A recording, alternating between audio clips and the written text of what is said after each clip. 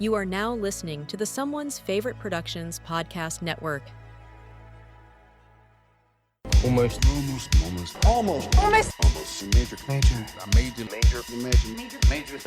Holy fucking shit, this is major!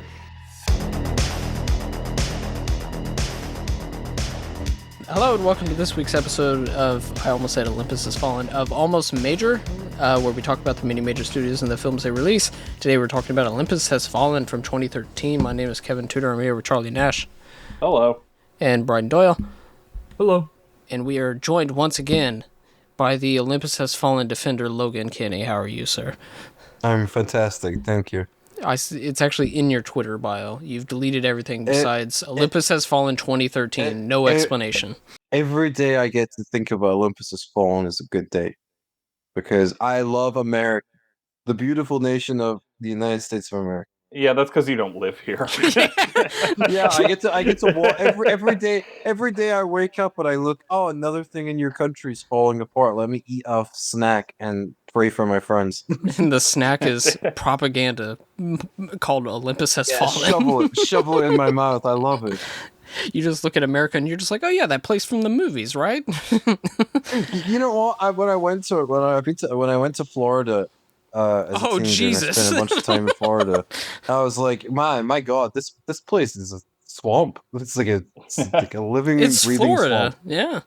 Yeah, but like, I mean, how different is it really than the rest of America? I would say feels like not that much. No, not really. Other places like, hey, we're not a swamp. It's just like, yeah, but don't like tornadoes live here like 363 days of the year? Like, well, yeah, but I mean, isn't like 70% of America like an abandoned shopping mall? Yeah. Even if there are people there, it's still abandoned. Yeah.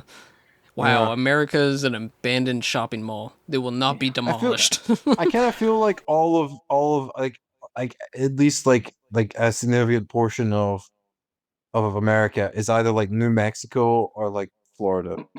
It's not wrong. To me, that's why I imagine it's like that for like most of it. Yeah. And some bits there's snow.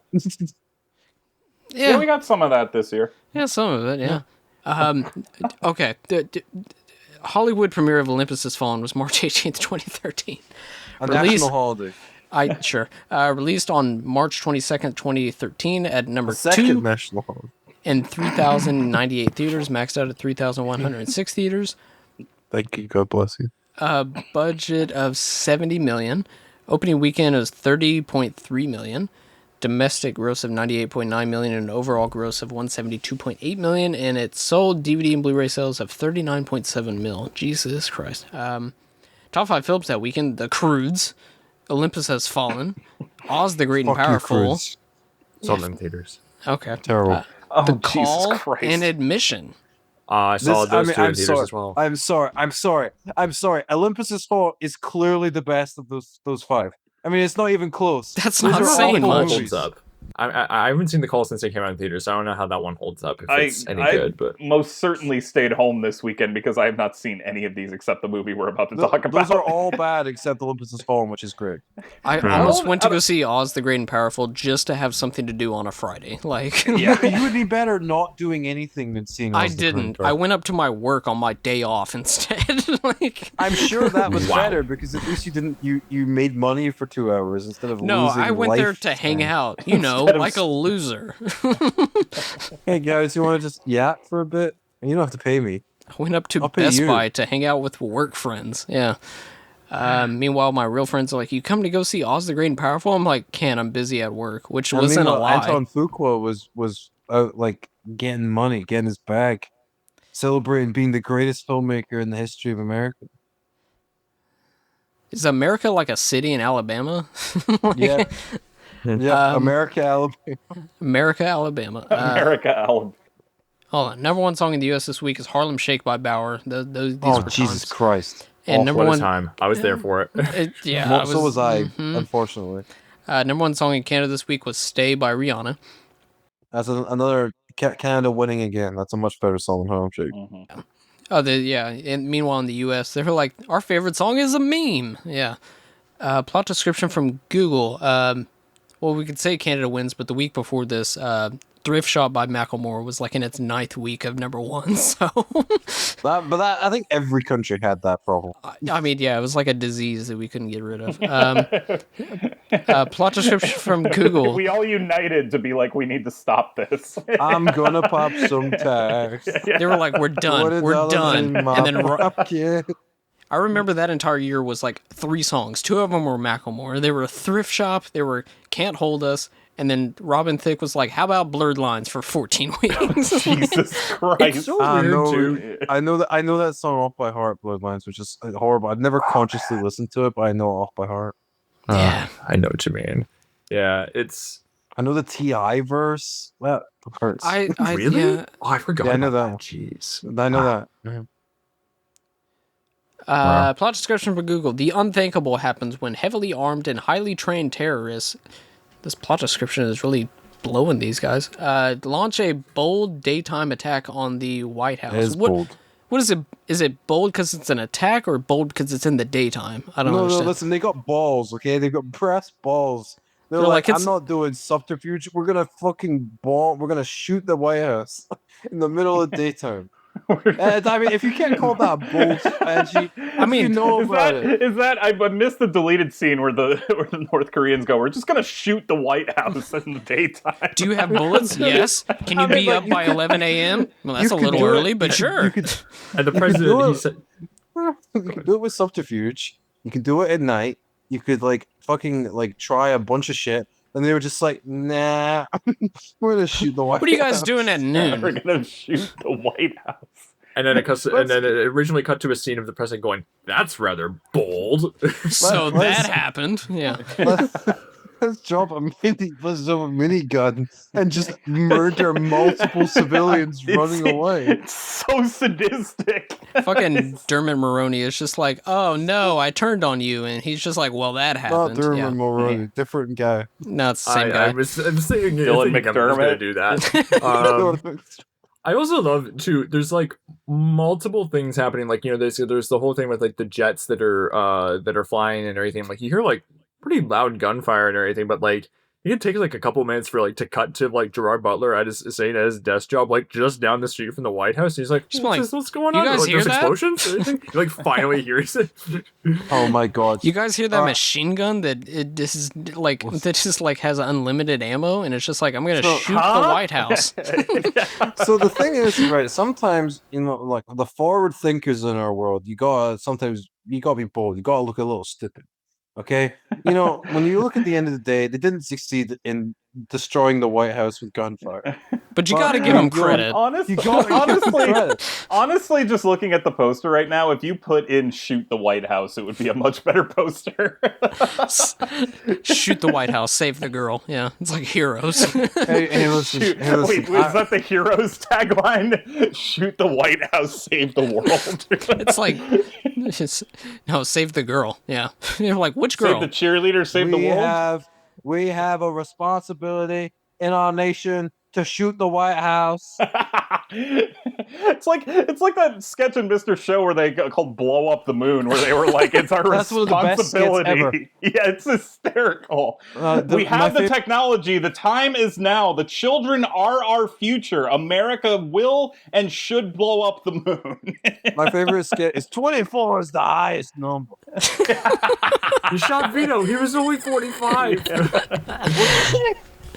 I'm not done with the plot description. The building is overrun, and President Benjamin Asher, that's not a president name, played by Aaron Eckhart, and his staff are taken hostage. Luckily for Asher, nothing really luckily for him. Former President and Security Officer Mike Banning, played by Gerard Butler, is on the scene, well, like 2 hours later. With time running out, it's up to Banning to locate Asher's son before the extremists do and rescue and rescue the president before his captors unleash their ultimate plan, which their ultimate plan is just like, and that's their entire plan. But you say that? I'm not even kidding. At one point, I was like, I wish I'm watching Mars Attacks right now. No, listen, guys. Okay, no, listen. They just play Harlem Shake and all the fucking extremist head explodes. No, listen. It's about as quoted in the description of Rick Yoon's performance, He's a North Korean ultra-nationalist mastermind. Not really. His mastermind is, I will pretend to be South Korean and I will shoot the White House. And I'll wear glasses so that people won't recognize me. His master plan is I'm gonna video chat with like Angela Bassett, like I'm in that scene in Austin Powers where Dr. Evil is like, I want $1 billion. They're like, you'll either give us the code, Mr. President, or I will shoot Melissa Leo. Who? Melissa Leo. She's in the movie. They're like, sure she is. She has a type of energy where I'm not even sure she was hired, but once they saw her there, they were just like, sure, fine. Like, she does some good panicking. So I was with my team doing some ADR, and we were doing a little bit of voice acting earlier today. And one of the guys who was doing voice acting, he just started doing like a posh English accent, and he was like, "Good evening." And every time he started it, I had to like, I couldn't hold my laughter. I was like trying to bite down on my hand, and he would start again, and I would laugh again, and it would like, I'd have to go out of the room because I was laughing so much. And that's what happens every single time I think about the opening of Olympus Has Fallen. Where he has to make the hard choice.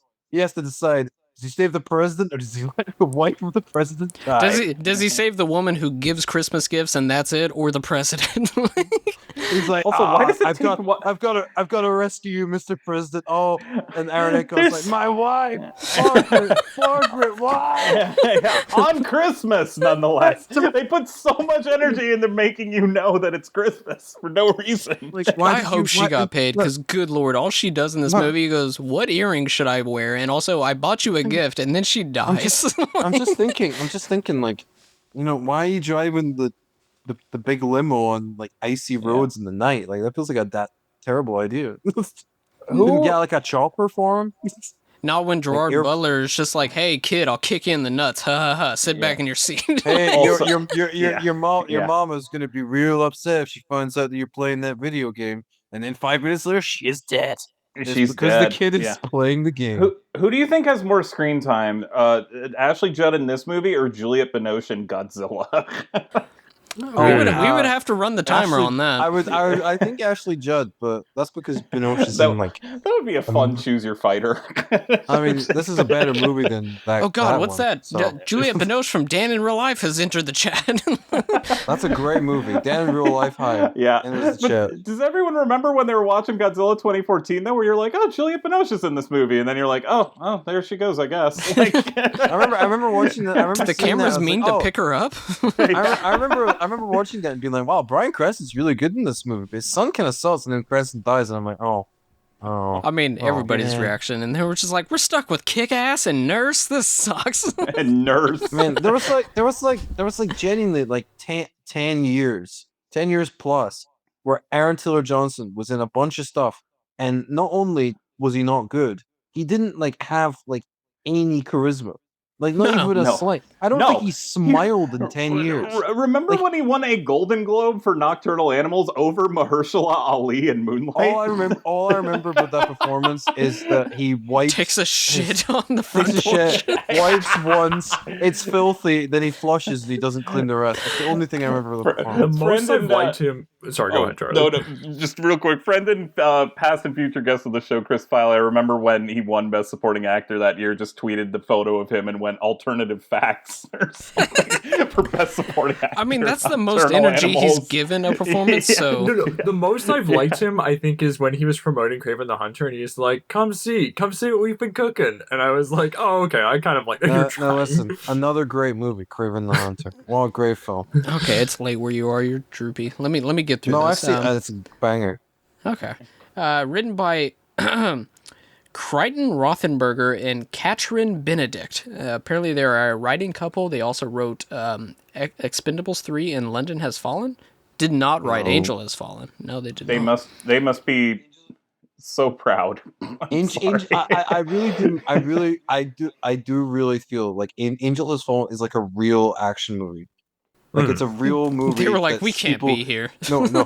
People. Even if you hate Olympus Has Fallen, I do think Angel Has Fallen is worth seeing, because it is not a film of deranged lunacy. It's like a really good action movie where Jared Butler fistfights Danny Houston. Yeah. It's Danny awesome. Houston's a bad guy, if you can believe it. Whoa. Danny Houston in a movie being bad? I can't believe it. Yeah. But then also, like, you're right, it tries to have like an emotional connection too, because he's teaming up with his dad, Nick Nolte, Yeah. right? Like, yeah, which that's nice. Yeah. It's God. a good, and it's directed by Rick Roman. Wow. Yeah. Decent He's director. good. He's good. They're a good solid director. I thought you said good Rick movie. Rubin. I was like, no, he did the Run DMC movie. Rick Rubin. I was out in the city and somebody was using like a jackhammer to like, crush up concrete like in the middle of the city. And I was just like, is that Nick Nolte speaking? I was like, wait, no, it's not. It's just a jackhammer. Did you also see Tilda Swinton just with a baby carrot just stop in front of it just to take a moment to breathe? Nick Nolte and Parker, I was like, where are the subtitles? I can't understand this man. He sounds like he is chewing glass and concrete and spitting out fire. Like, directed by Antoine Fuqua. Prior to this, started as a music video director. Notable, he directed Prince's "The Most Beautiful Girl in the World" music video and Coolio's "Gangsta's Paradise" music video, where Michelle Pfeiffer sits in a backwards chair intently at Coolio rapping in the dark. One of the best videos ever. Yeah. Okay. I literally, that's all I remember from being a kid. And yeah. Has anybody Those seen? are your only memories from being a kid? Is that music video? It was that. Backstreet's Back music video, nothing for like 10 years. And yeah, pretty much. Where am I? The Replacement Killers in 1998. Bait from 2000. Anybody seen Bait? Yeah, it's on. I have I've watched not- on I have not VHS. seen it. Bait! It's not great. Yeah, I remember it being pretty boring. Hey, no, listen. Fuqua doesn't miss, okay? He never missed. If you think he missed, you're misremembering. You should go back and watch Bay again. Brian, I'm the one who missed. Yeah. Brian, don't take Exactly. Don't take the bait. Training Day 2001. Really bad movie. Tears of the Sun 2003. That's a fake movie. I haven't seen it. Exactly. King Arthur 2004. I haven't did see King Arthur and was bored out of my mind. Hey, I now have to take listen, that. Fuqua doesn't miss, and if you think he missed, you're the one that missed. What'd you think about King Arthur, Logan? I didn't say it. Okay. Not yet. Shooter in will see. 2007. Great movie. I love Shooter. One of the dumbest movies ever made, ever by Alright. anyone. I Brooklyn's. feel like Bob Lee Swagger, the lead character in Shooter. That's Marky Mark's name. Bob Lee Swagger, yep. That sounds like a Wu-Tang name generator. Like, that's not a name. No. That's I not love a the name. scene in the, Spoilers for Shooter. That is a movie where he like assassinates a sitting U.S. senator, and it is seen as a good thing. Okay. and he goes like, and he gets like gun advice from Levon Helm from the band, which is awesome. He's like a super conspiracy theorist at the start, like proper like Pizzagate level. I feel like the way that you should only be able to watch 300 on a HD DVD, you should only be able to watch Shooter on a UMD PSP system. Yeah. I would sounds love kinda to good, watch. actually. I would love to watch Shooter on a PSP. Brooklyn's Finest in Good 2009. movie.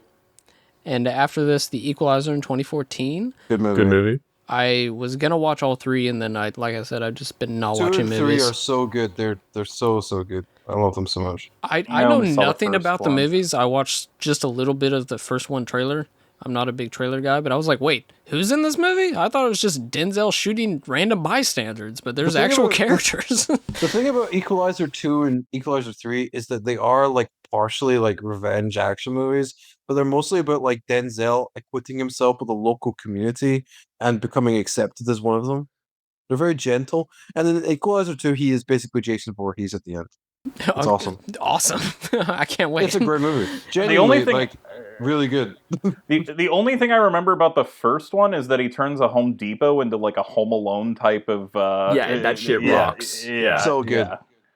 yeah. Wait, it turns into like Intruder, that Bruce Campbell movie in the late 80s? That's pretty I haven't awesome. seen I haven't Huh. seen it, but I know like he's like using like like bags of like fertilizer as like Yeah. weights so that like he can like hang guys with like barbed wire. Sounds like a It's great basically Home Alone with Denzel Washington. I mean, there are worse ways you could spend your time.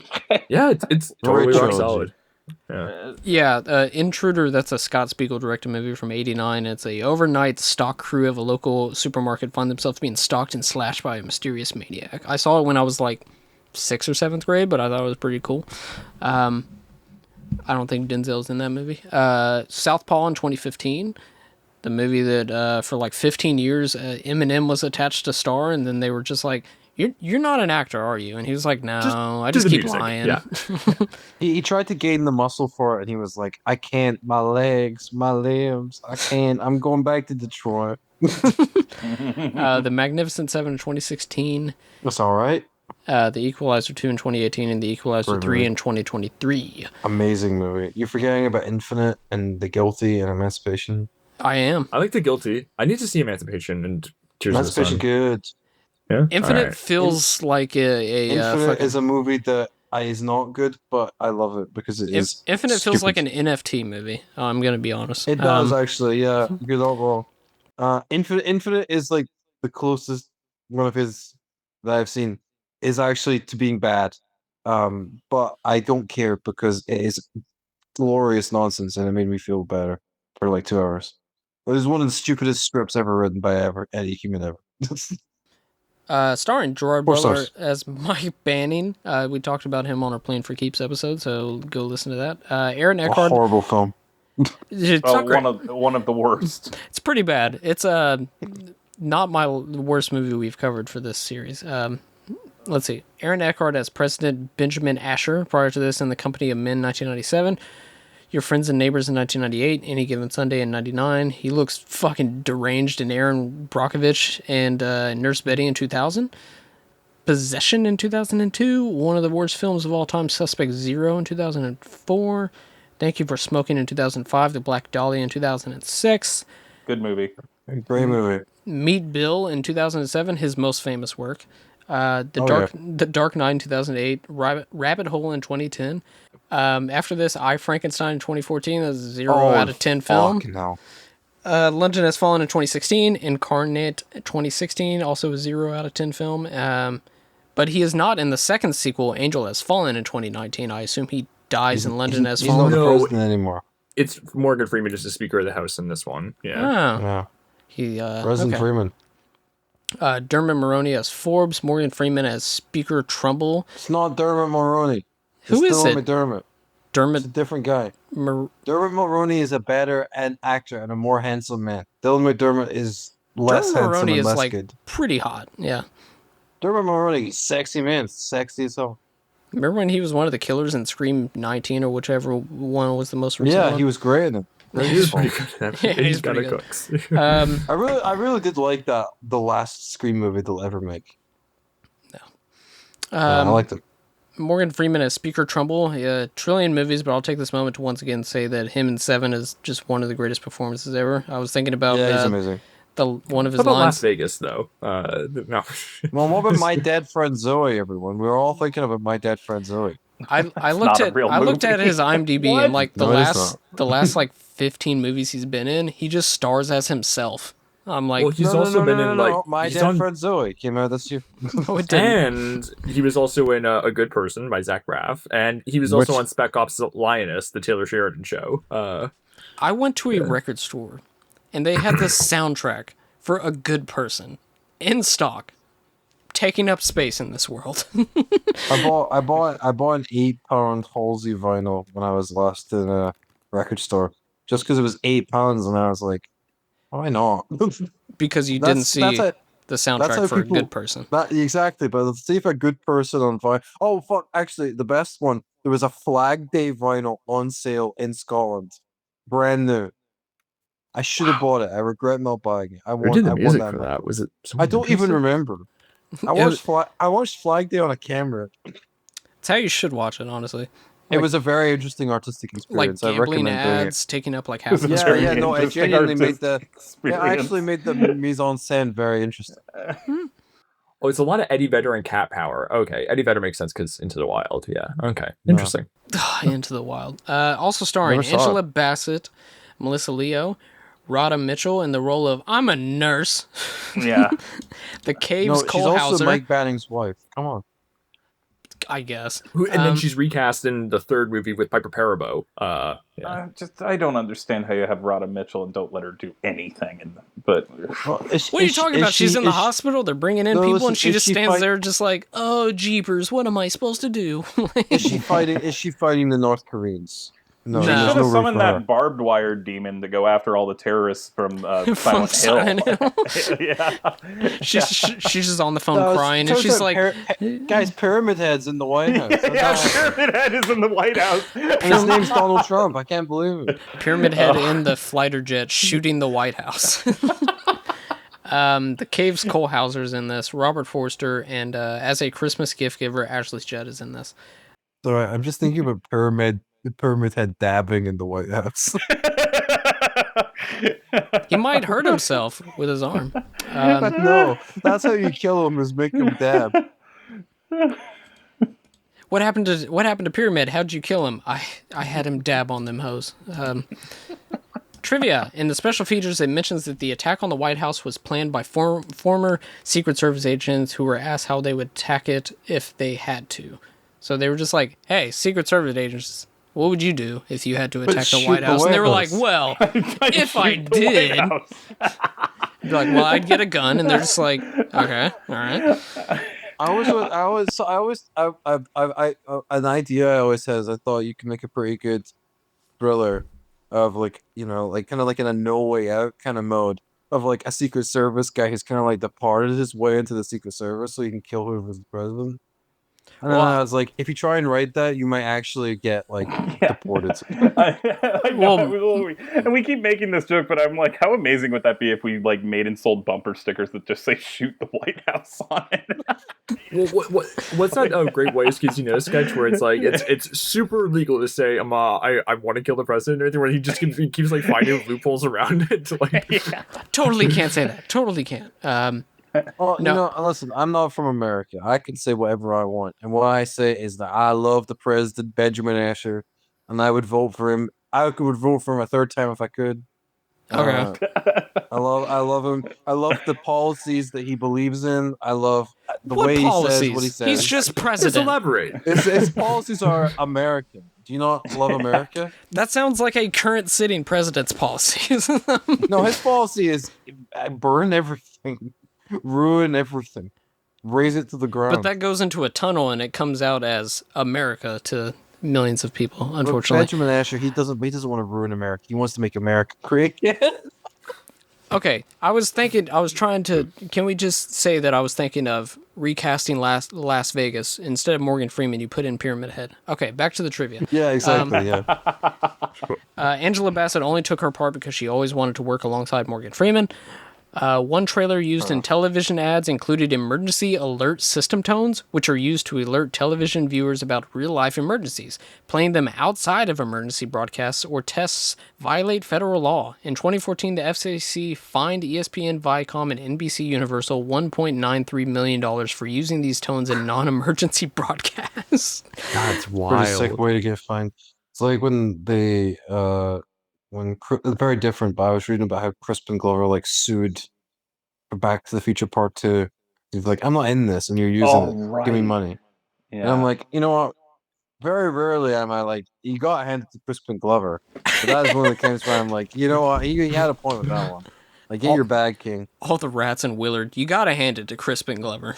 Like Willard, a movie that I will never watch because it makes me just, even thinking about it, I'm just like, that just sounds like it's a horrible time.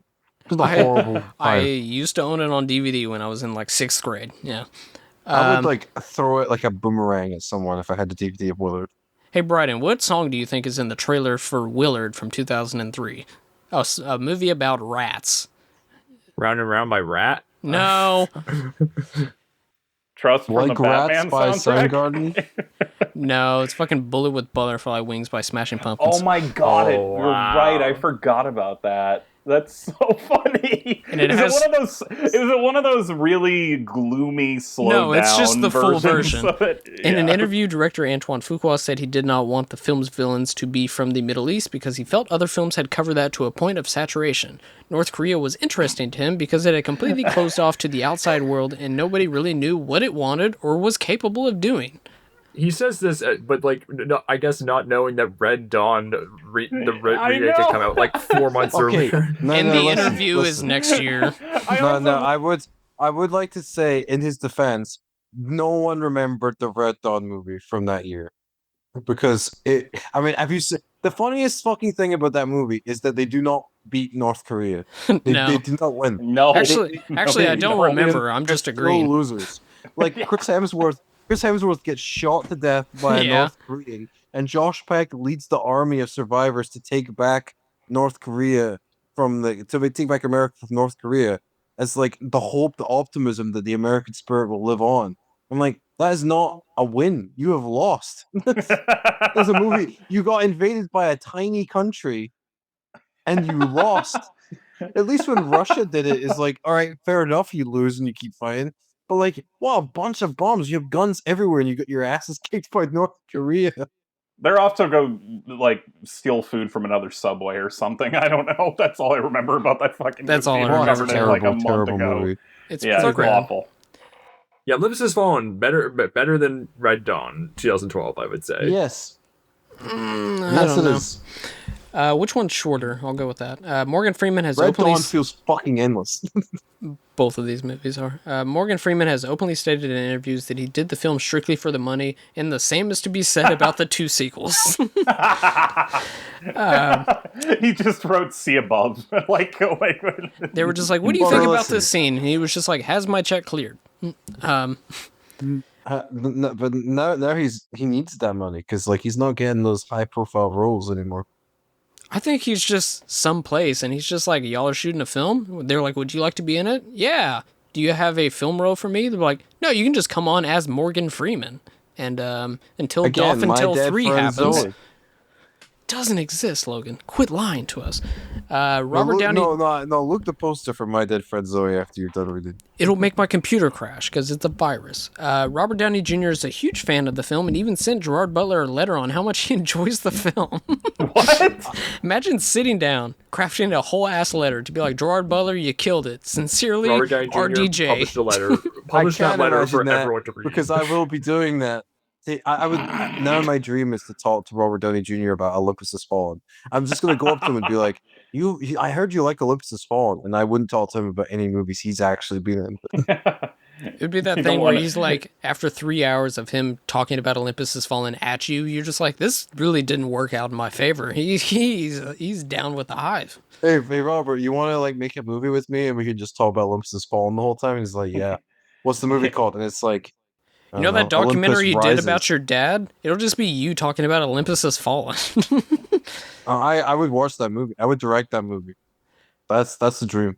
Lastly, this is the fourth collaboration between Ashley Judd and Morgan Freeman, although they never interact in this film. The other three, right. Dolphin Tail. Along Came a oh no, Kiss the Girls, not Along Came a Kiss the Girls, High Crimes, and I Dolphin know. Tail.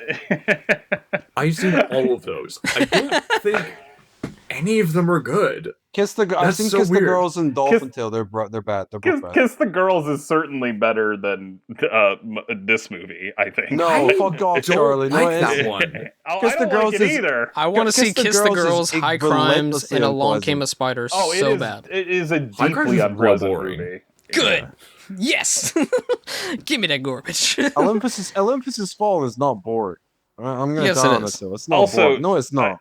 I had to review Dolphin Tale 2, I think, and I think Ashley Judd and Harry Connick Jr. are both in that movie, so they had Did a you bug watch reunion. the first one? Yeah, well, I had to because I had to review He the had to. second Could one. have. You You could have could have lied. lied. I Yeah. could have lied. I think even if you watch the first one, the second one won't make any sense. Does Well, Morgan yeah, Freeman what do turn you- into a dolphin no. at the end? That would have been really... I'm sure people would have loved that at a press screening if I just screamed, "I'm confused!" in the middle of the They theater. were like, it's a dolphin. There's not much else to get. It'd be like, where did the dolphin come from? Where? That movie is directed by Pyramid correct me Head? if I'm wrong. I mean, Charles Martin Smith, the Yeah. actor from like American Graffiti and Untouchables and Starman, if I'm not mistaken. Look, Hang on one sometimes sec. you gotta pay the bills by directing Dolphin Tail. Okay, that's I just think that's a something that passion happens. project, honestly. I would love to. Listen, the thing is, right, is that I've been doing some filmmaking as part of my master's course, and what I've learned is that I would like money. Give me money. Let me make a movie like Dolphin Tail for money. I mean, yeah, if somebody came up to me and was just like, guess what? I'd be like, who are you? And they'd be like, we have a dolphin. I'd be like, okay, sure, that's great, you know. can they do the thing? And they flip through and they're just like, yeah. So we got Ashley Judd. I was like, does she turn into a dolphin? They're like, not that type of movie. I was like, well, I am related to Cronenberg. And they were like, well, we need to work around this. Yeah. If Dolphin Does she turn into a Tale, dolphin? No, not yet, she doesn't. I like this Dolphin Tale directed by David Cronenberg pitch. Just like James listen, Woods guys. just like opening his chest and like a dolphin fin comes out. Yeah, and then Ashley Judd says she's the super mother dolphin, and then sets herself on fire with Michael Shannon. Well, listen, guys. We've got a problem. Okay, it's the 15-year anniversary of Dolphin Tale, and we have 6 months. Nobody has said that out loud. No, we have 6 months to get a third Dolphin Tale movie out in theaters. I need your help. We don't have a dolphin. We have an orangutan. How could you make that a dolphin in 6 months? Dunson checks in too. I'm done. He's gonna be he's an orangutan that thinks he's a dolphin, and he's gonna go swim in the ocean. He's gonna learn how to swim. Dolphin Tale 3. I'd watch it. Give me the Pentagon on the line now. Olympus has fallen. Olympus has fallen. Mr. Speaker, you are the acting president. I want to speak for the Russians, the Chinese, the British, and the French, in that order. If you attempt to retake this building, I will execute your commander-in-chief. Oh my God. We have contact from inside the White House. Identify yourself. 309er. Jesus, Banning? Can we trust him? With all due respect, I'm the best hope you've got. Abort! Abort! We're talking about the safety of the President of the United States. We're talking about a hell of a lot more than that, sir. The United States of America doesn't negotiate with terrorists. Who said anything about negotiating? No, all right. The thing about Olympus Has Fallen, people, is that this is one of the most nihilistically violent action It movies is of the so 21st century. violent. It has yeah. a total it opens with the first lady getting dropped to death. And you see in the a car limousine. just straight thud And on you ice.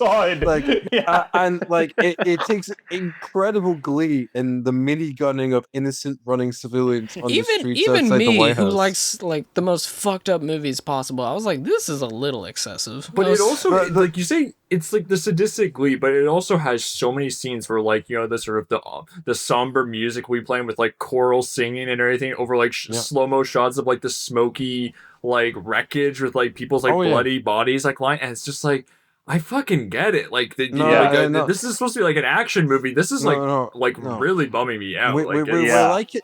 No, listen. When people die, it's really fun because bodies exploding is cool. But then you have to think about oh man, death is really sad. We gotta experience both those things. Otherwise, you don't have a movie. How are you gonna make a movie without those two things? I've never seen one. It's a lot. Melee They do it a lot in this movie. Yeah, It's No, quite listen, excessive. would you say that Chantal Ackerman does a lot of long takes in Jeanne Dielman? Is that a criticism? I haven't seen that movie, so I can't speak to it. I would love to see Chantal Ackerman's Olympus Has Fallen. Just 3 hours of firing machine guns at the White House. Just from one take. Yeah, from one fixed perspective. Somehow it's also about her relationship with her mom, as all of her movies are. No, listen. The movie is it takes in the initial sequence of the White House invasion, it takes a special glee in the deaths of White House security officers. It really They does. get murdered. They are getting absolutely ripped apart by bullets. And it gives you the false hope of Butler being able to try to save the guys, and then they just get gunned down again, right in front of him. Fucking shredded by bullets. And the execution of the South Korean Prime Minister is insanely gory. And the reaction of Melissa Leo, they take glee in her. They take glee in the reactions of these people die. Do we say the line that made me literally sob laughing? where Melissa Leo is getting dragged around, and she starts in earnest saying the Pledge of Allegiance. Well, she said the Pledge of Allegiance when she won her Oscar, so... Well, the thing is, right, is that when I hear Melissa Leo getting tortured by traitors to the American people and like secret North Korean agents, when she's saying that Pledge of Allegiance, I'm thinking, brother, this is the greatest land. This land is our land, brother. This is the greatest land ever. No, it's America, not, brother. It had to have been improv, right? Brother. It had to be in the script. It had to be in the script. I don't think that's the kind of thing. I don't think anything was improv. Yeah. I love the people of the USA. I love the Pledge of Allegiance. This is the greatest country on earth. This is why I imagine Melissa Leo is saying every day on set to get herself in character. Can I also say this movie has a weird, like, Tony Scott can pull this off, and it's awesome because it's stylish, but, like, they tell you every single room of the White House, and I have no idea where any of those rooms are supposed to be. Like, the movie's so fucking darkly lit, too. Yeah, like, it's just like... even when you get slivers of light in the movie, it's gray light. It's just like, it's very... Listen, it's to reflect moral ambiguity, okay? The moral ambiguity of all the murder. It's a moral it's examining moral ambiguity. If I know Gerard Butler is somehow in the West Wing for some reason, where I'm like, they're like, Gerard Butler, where are you? He's like, I'm in the Oval Office. I mean, I do think it is fairly important to know where people are in the White House.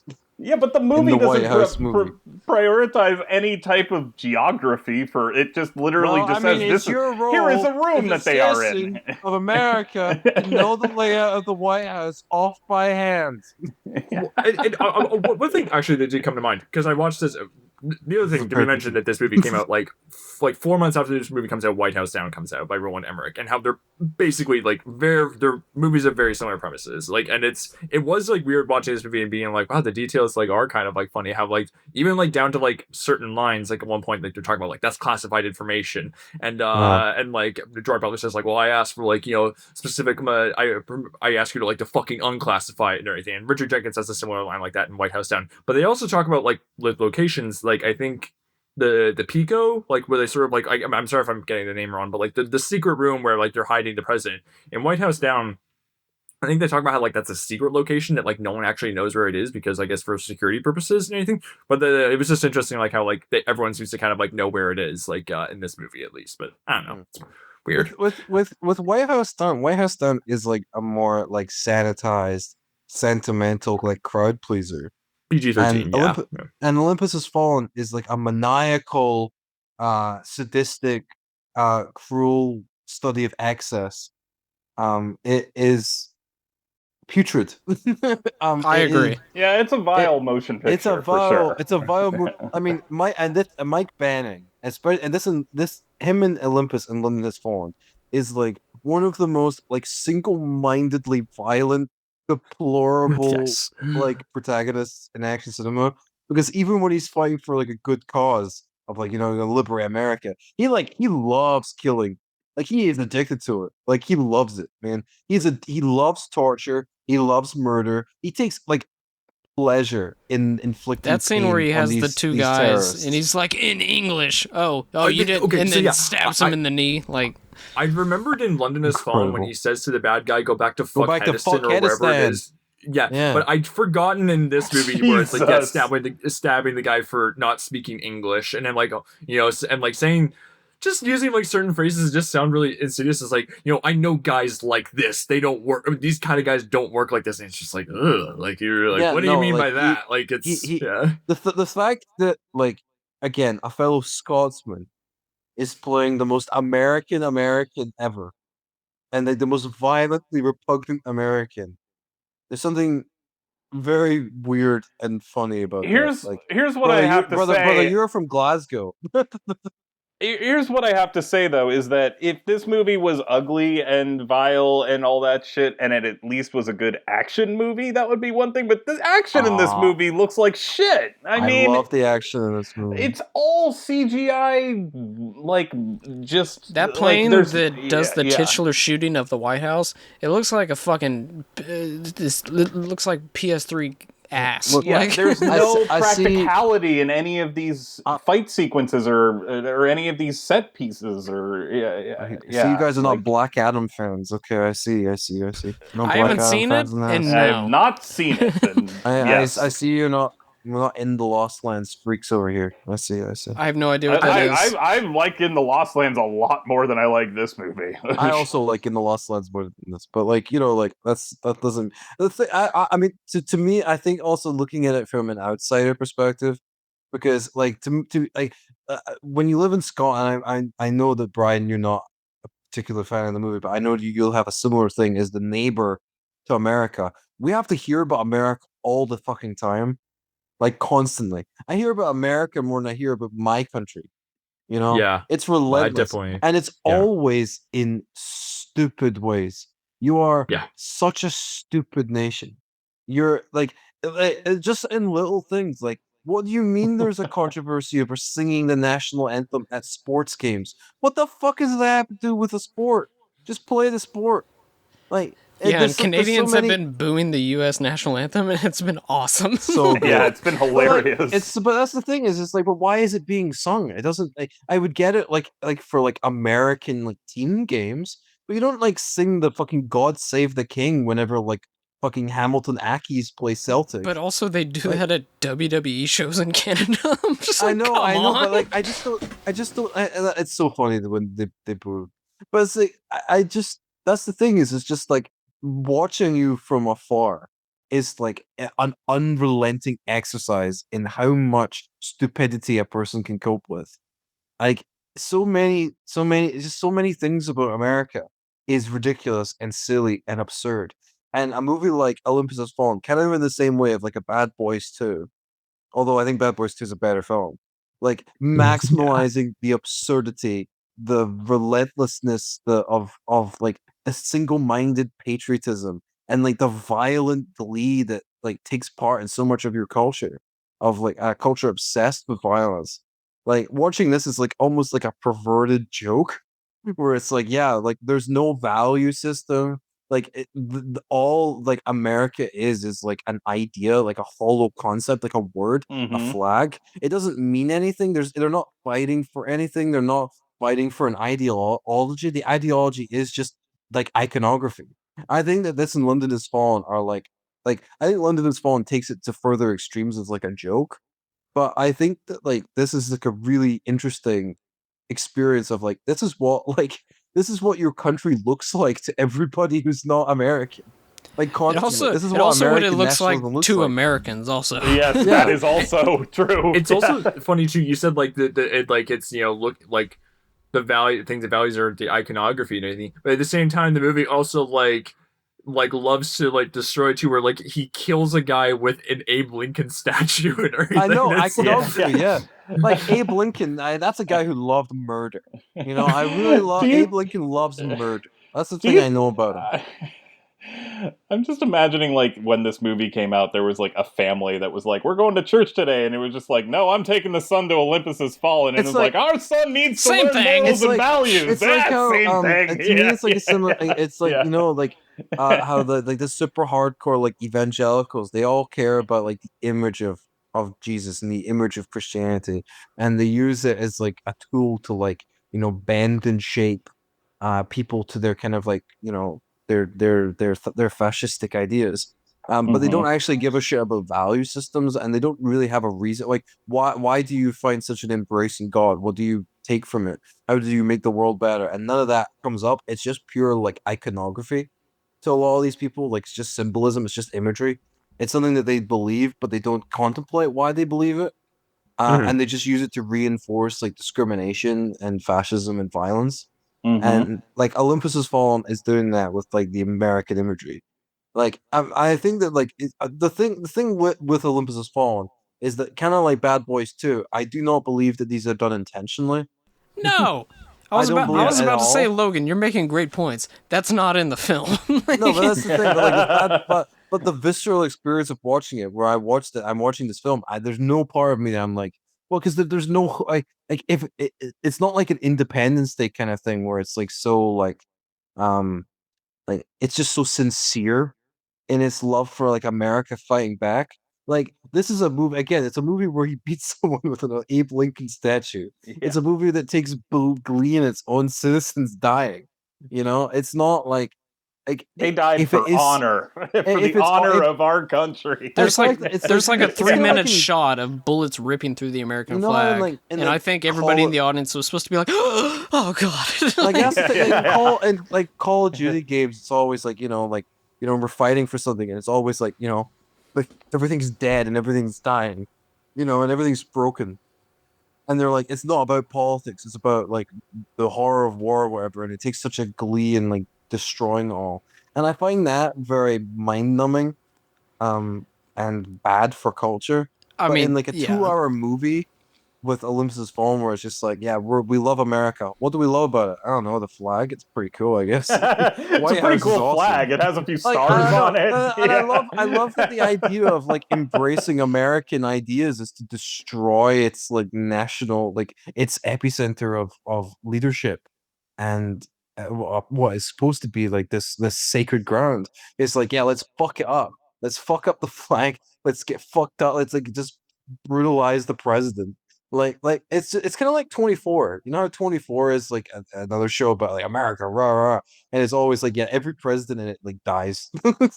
He's beat up and murdered. Yeah, I mean, there's that great John Boy's video It's a essay and classic. everything of like Well, a great where video. like they're talking about like it's like, so you want to be Jack's partner, president, girlfriend, and he's just showing how he just like fucks up their life to like just like horrifying degrees. That's the thing. That's the thing. Mike Banning and Jack Bauer are like two sides of the same coin. This is a very much kind of like a post 24 kind of action movie. And like I don't know, like when I watched this movie, I'm like, I know it so well. And I remember watching it with Jillian a couple years ago, and she was watching it, and I was just like, yeah, and she was looking at me like a deranged person, kind of like how Kevin's been looking at me this whole episode. But she was just like, she got more into it as it went on, but she was like, Logan, that was like relentless and exhausting and mean. And I was like, yep, yeah, it's all those things. It's great not, though, right? Not even Wanna watch like it in again? a like, God damn, this is like it.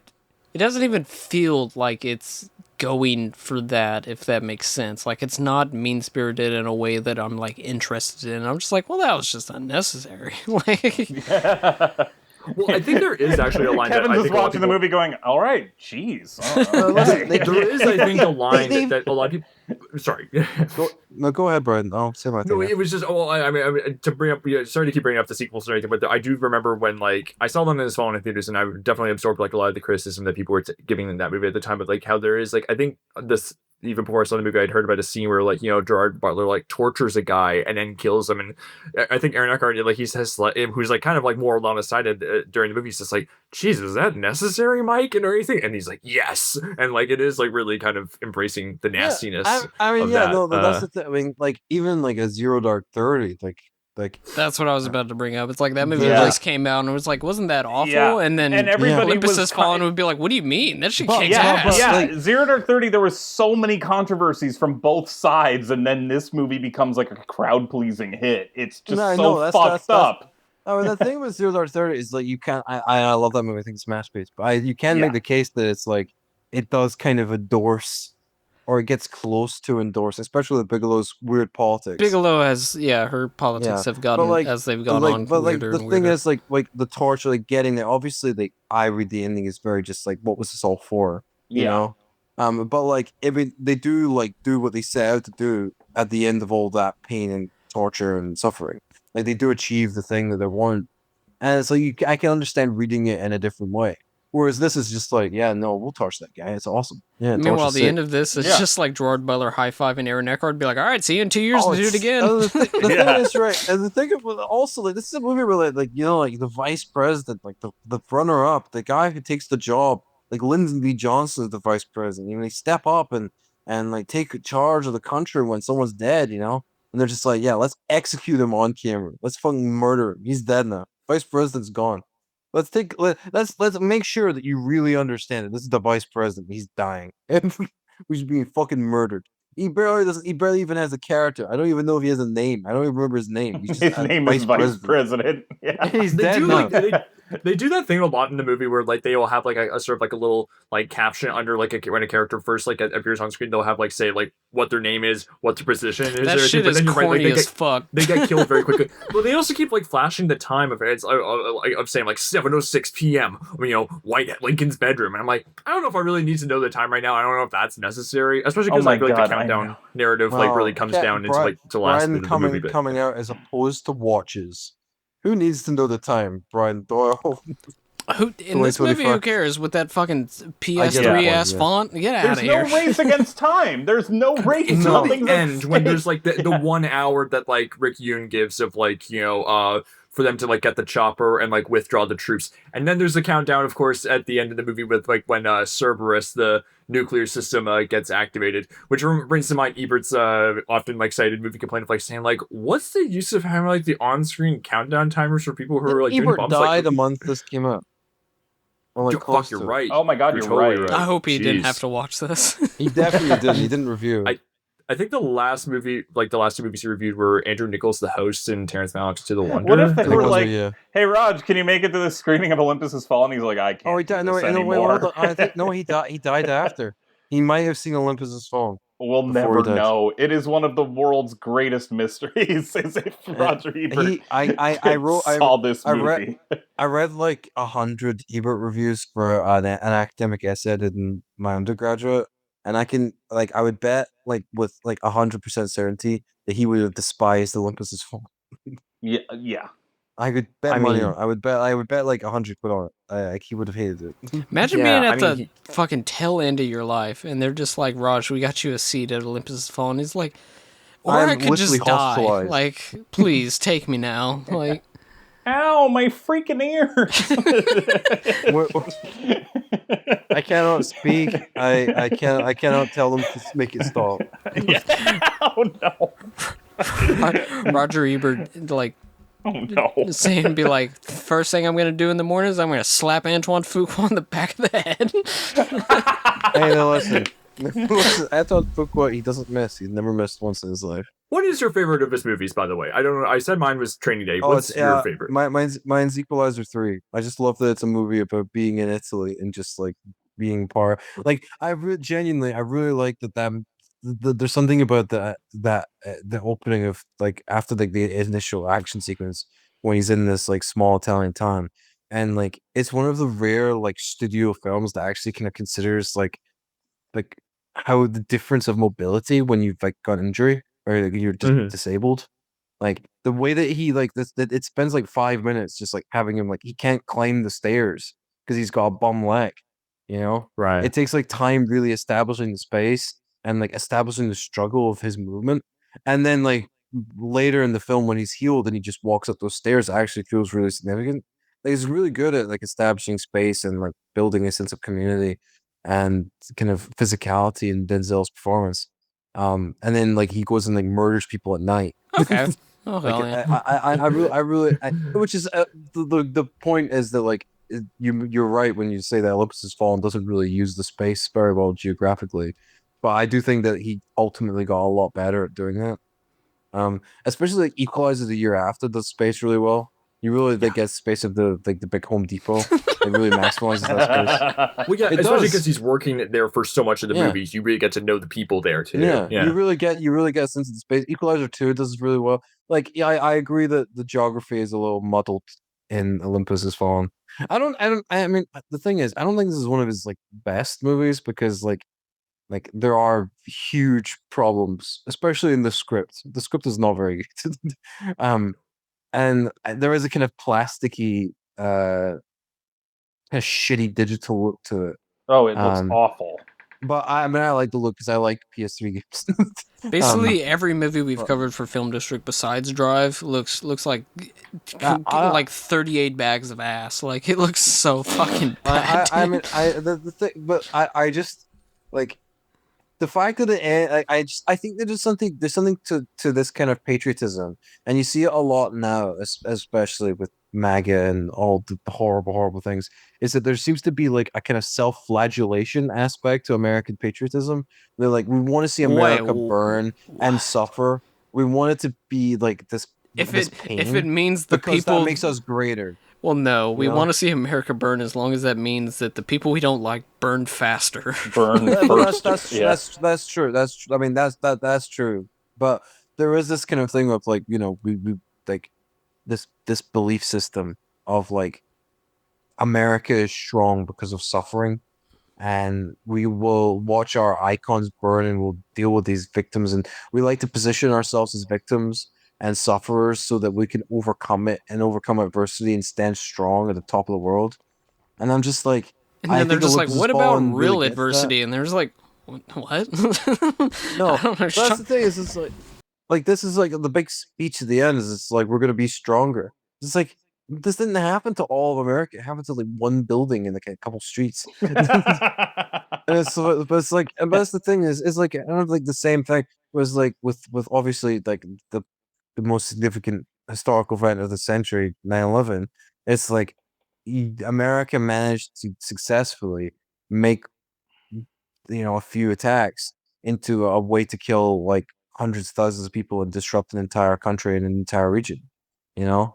And Yeah. the violence perpetuated against America is often used as a thing of we will bond together and fight against that violence and use our trillions of dollars to fund more significant violence in every way across the world. And there's this thing here where it's like I do think there's a large sect of conservatives who want America to get bombed again, who want America to have like another thing to do, something else to fight against. You know, I really do feel like there's this like, especially the kind of American conservatives who fantasize about someone breaking in so they can use their guns to kill them. Oh That yeah, kind of like I mean, diseased I mentality. think about that all the time because I'm just like, nobody's breaking into your shitty ass house, dog. Like- I mean, I didn't like see this movie when it came out, but I just put it together that this movie came out only a couple weeks before the Boston Marathon bombing, which I did live through, and then look at what happened then. There was a bombing, and then we shut our entire city down and went on a fucking manhunt, and like, it's just Captured insane. in a Peter Berg film that I'm sure that you love with all your heart. Oh yeah, as in What's your favorite movie of that year? It captured my heart. It grabbed it and squeezed it and made me puke blood. Yeah. Thank God Trent Reznor and Atticus Ross did the score for that fantastic film. Yeah, you'll be hearing that score in season 4 of The Bear. Mark Wahlberg won. He swept the season. He won every award for pictures. I love He's that a very scene. real man. Oh, I one of my favorite scenes in that movie is after he's like done with like some stressful thing, he just takes all his Boston Red Sox cards and puts them down on the table and just like stares. You're kidding me. I do think that the climactic action sequence in the neighborhood is really well directed. It's a shame about the rest of the movie. But the thing, I think honestly, I would much rather have Olympus Has Fallen, which embrace kind of ugliness just like directly, than like the fake bullshit that tries to make you cry while being like jingoistic and toxic and nasty. Like A Patriot's Day is like a nasty movie at its like fundamentally. Absolutely. A fundamentally nasty movie, but it wants to make you cry, it wants to make you weep, it wants to make you like, it wants to exploit your emotions. Whereas I think Olympus Has Fallen is like, yeah, it's a nasty movie, and it satisfies that base impulse, which is to like watch America retake itself. I will agree with you that Patriots Day is a more evil, insidious movie, but at the same time, people who like this movie unironically frighten me. So, Olympus Has Fallen? Yeah. Good thing you didn't know me when I was 14. The thing is, like, look, my thing about it is like, it's not like a bit that I like the movie. I really do enjoy the film. I just think that I enjoy it for different reasons. No, exactly. No, for sure. Like, I hear what you're saying. Like, it's not like it's a money point thing where the irony is an ironic thing and it just turned unironic because I just watched it so much. This is like a movie that I do think is like, I think Butler is really good in it. I think he's a really good action star. And I think he's like a really good fake American, because you really do believe he loves America. And I'm like, I don't know if he has any real opinion. I don't think he knows where Rhode Island is on a map. I just think he likes money. I think Eckhart's a good movie president. I believe him as the president. Yep. I am not a big Gerard Butler fan. I have said that on the podcast before, but I'm not. But in terms of like the fun bad movies that he's been in, I'll take Law Abiding Citizen or Gamer over this. Oh, any man, Law-Abiding day. Citizen's fun. Gamer is such so ass good. juice. Come on, man. Oh, Gamer's good. Gamer is so bug nuts, though. Like, I Gamer is also vile, but at least it's insane in a way that, like, this just feels kind of, I don't know, if monotonous. If Butler won at the end of Law Abiding Citizen, it'd be one of my favorite movies of all time. But the fact that he loses is a huge problem in that movie. It's like he's objectively in the right. Remember when he mails a snuff film, or he basically mails a snuff film to Jamie Foxx's daughter in that movie? So Okay, I need to watch this movie. You know, it's a great. You know, guys. You know, it's a great movie. You guys seen Ricochet with Denzel and? No, but I need to. I wish I liked that movie as much as a lot of other people. I fucking love that movie. That movie's insane. That movie is fucking insane shit. John Like, Lithgow's the shit bad that- guy. I'm gonna like it when I watch it. John Lithgow is like one of the most evil action villains ever. He's so good in it. He should have I won an found Oscar. that movie deeply unpleasant and not that much fun. Ah, it's so much fun. It is unpleasant. I'll give you that. I don't know. To me, there's something like films I find more evil are like fake, like poverty porn movies in America, where it's like, yeah, look, we're getting these actors and we're gonna make them look poor, and we're gonna like make a movie about like something like Precious, like Lee Daniels' Precious. I think that's a way more evil movie than like Olympus Has Fallen, because it's just like it's just a deeply exploitative of like poor marginalized people, and it's like we're gonna make a lot of money off of the idea of poor people, and then we're gonna do nothing. I'm gonna to put on this advocate for costume of poorness. yeah, exactly. And then it's like Olympus Has Fallen. It's like we're gonna put on this costume of like I'm a murderer, and like the thing with it's so detached from reality. It's such an insane cartoon. Like it's hard to even like what does the film think about North Korea? It doesn't matter. It has no. I think it's a on North very Korea. sensitive portrayal of what It literally is. It's an insane. It's insanely reductive and offensive, but there are also it could literally be anybody. It's kind of like in Top Gun Maverick, where it literally is. It doesn't matter who it is. It's not. They about are whoever bad guy. Yeah. It's just a bad guy who killed a bad guy.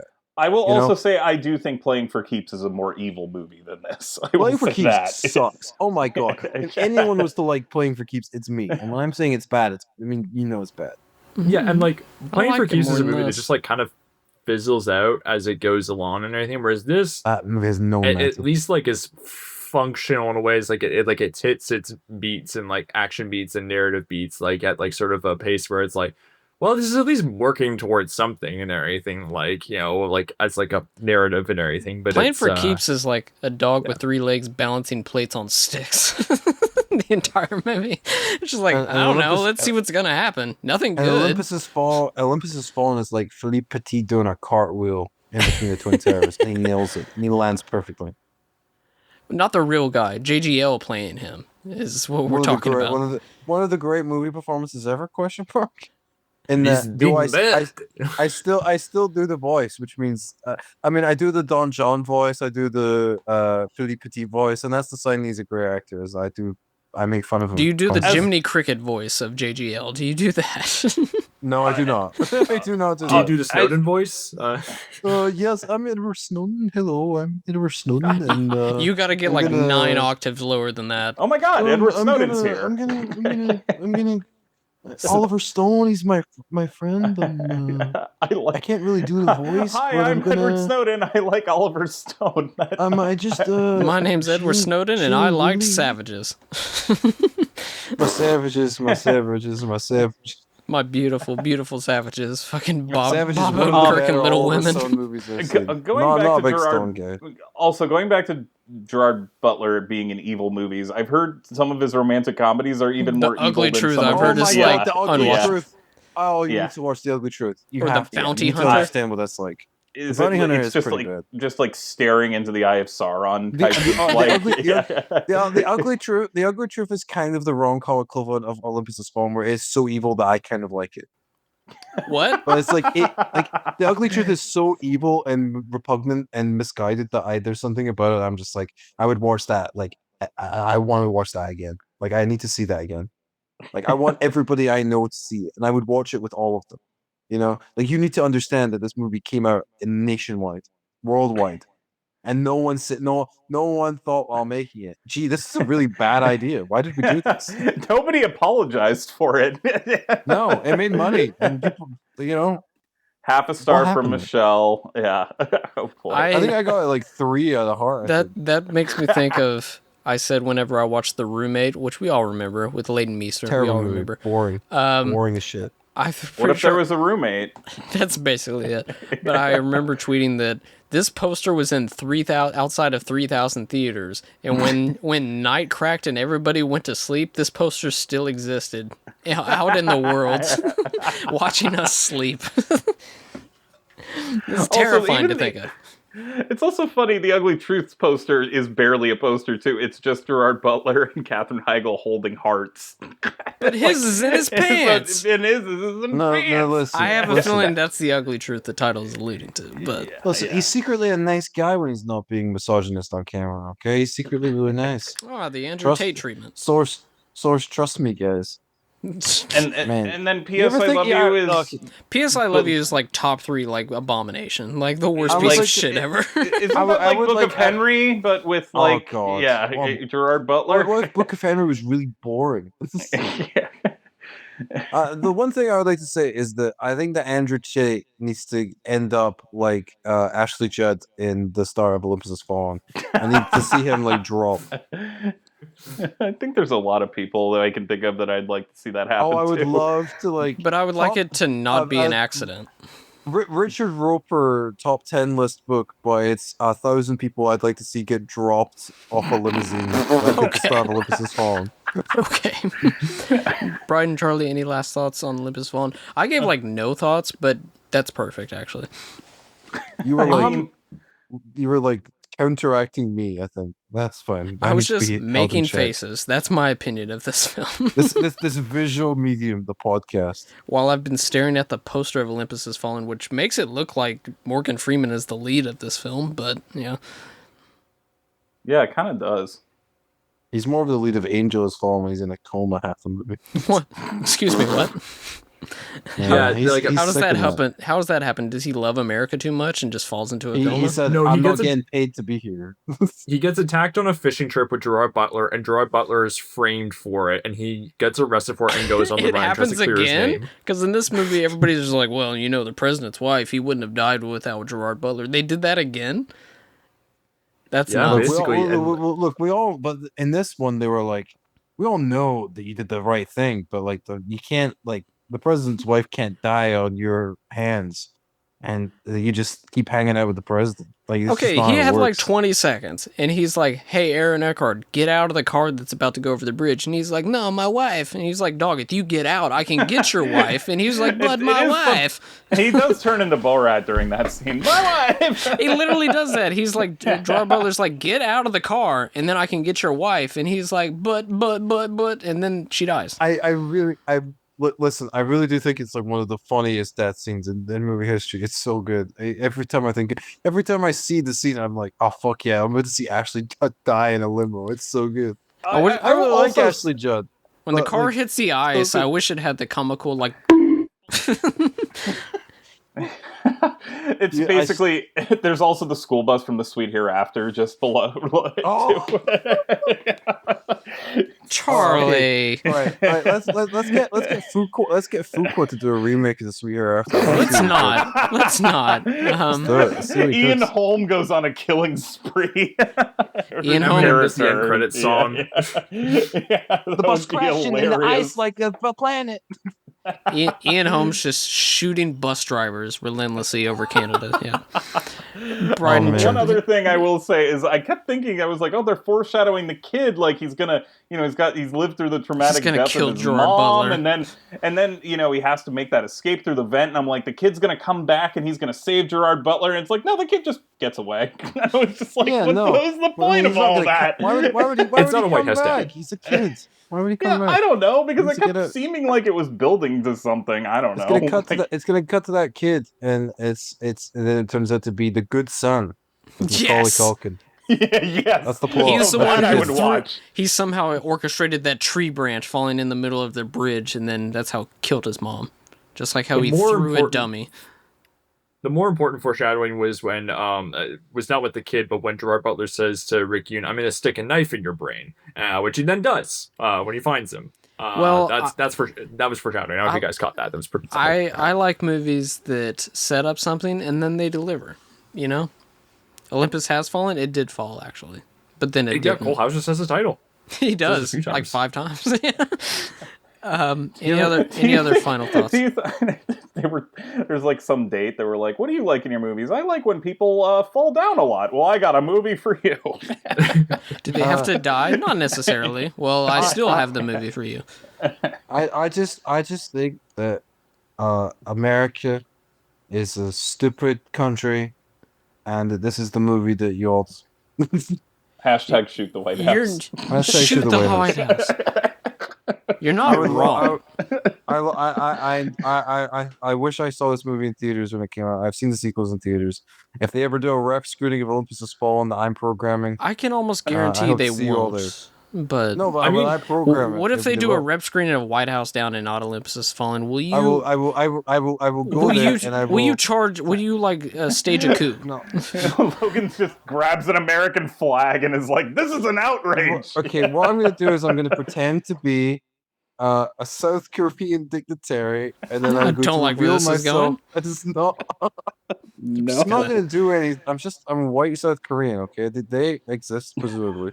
And then I'm going to go in and I'm going to be like, oh yes, I'm a big fan of White House Down. And then I'm going to reveal my Olympus Has Fallen t-shirt and fucking shank them in the neck. I think everybody's going to be like, oh, cool shirt. They're not going to be like, oh, an intruder. We only respect Roland Emmerich films in there. Now get in there and watch Stonewall. Yeah. Get in there and watch Stargate. Oh God, Stonewall. Where the fuck did that come from? Remember Midway? Oh yeah, Jesus Christ. Yeah, I'm sorry. Did you forget that Roland Emmerich, the first name on the call sheet, directed Stonewall? They were like, I fucking saw Stonewall at a press screening. I saw it too. It's awful. I am good on that. Remember how Jeremy Irvine's dad is the football coach, and he's talking to his son about him being gay. He's using football allegories. You know, sometimes you throw a touchdown. I didn't see it. Yeah. That sounds deranged. You don't need to say yet, Bryden. You don't. No, you can't. No, that sounds like when you're watching Crimson Tide, and then you can realize which lines that Quentin Tarantino wrote. Whenever the people on the boat are just like, so it's like in Star Trek, and you're just like,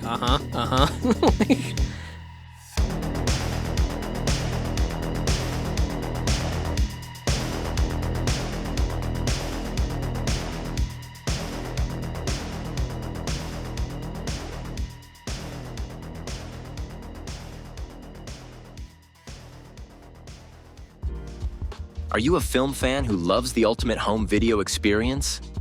Look no further than The Disconnected. Your host, Ryan Verrill, is your go-to source for the latest and most accurate information on home video releases, exclusive interviews with industry insiders and filmmakers, and has established a thriving community where every film and physical media enthusiast feels welcome. From hidden gems to blockbuster hits, The Disconnected brings you insider knowledge and a welcoming space to share your love of cinema.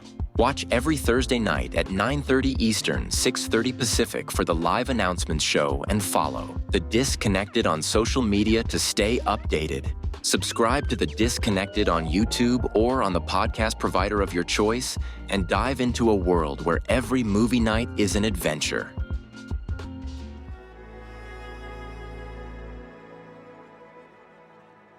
Thank you for listening. To hear more shows from the Someone's Favorite Productions podcast network, please select the link in the description